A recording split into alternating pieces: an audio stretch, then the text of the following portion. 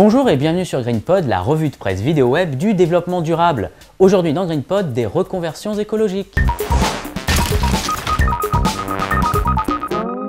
Le chiffre à retenir, c'est 3,5. Seuls 3,5% des déchets du métro parisien ont été recyclés en 2010, alors qu'une étude de 2008 montre que 50 à 60% des ordures récoltées dans le métro sont valorisables. Cela est dû à un problème d'espace de stockage. C'est surtout un vrai gâchis et la RATP ne devrait pas tarder à corriger le tir. L'industrie de l'informatique et des logiciels est aujourd'hui en plein boom économique mais aussi énergétique.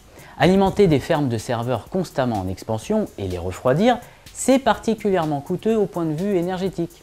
Pour Greenpeace, ces entreprises innovantes, à la pointe de la technologie, se doivent donc d'innover aussi dans ce domaine. Presque 2 ans après le lancement de la campagne mondiale de Greenpeace Unfried Coal, qui demandait à Facebook et à ses dirigeants d'alimenter ses data centers grâce aux énergies propres, le réseau social s'y est enfin mis. Et pour être sûr que ce ne sera pas un coup de greenwashing, l'ONG va même accompagner le réseau social dans ses démarches et évaluer ses résultats.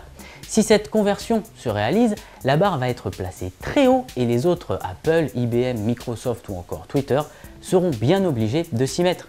Et une victoire de plus pour Greenpeace. Jusqu'ici, le savoir-faire chinois en matière de recyclage d'appareils électriques se limitait à y mettre le feu, attendre que ça se passe et récupérer les métaux une fois que tout avait brûlé. Pas très écologique et dévastateur pour la santé. Mais business oblige et la crise aidant, il est devenu beaucoup plus intéressant de tout récupérer.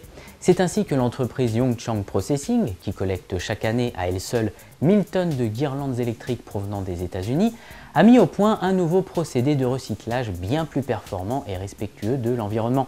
Cette société parvient à récupérer un cuivre et un laiton à 95% purs qui sont revendus puis fondus dans des usines de la région. Le plastique, lui, est reconditionné pour être réutilisé par des entreprises d'isolation ou de confection de semelles de chaussons par exemple. La crise économique, le fournisseur officiel d'idées écologiques. La Palme pour les Grisons, petite station de ski suisse qui vient d'inaugurer le premier téléski solaire du monde. Équipée de 82 ailes solaires, cette installation produit 3 fois plus d'énergie qu'elle n'en consomme, le surplus étant réinjecté dans le réseau électrique. De quoi remonter la pente. Voilà, GreenPod, c'est terminé, mais on se retrouve très vite pour encore plus d'actu verte et durable. À bientôt.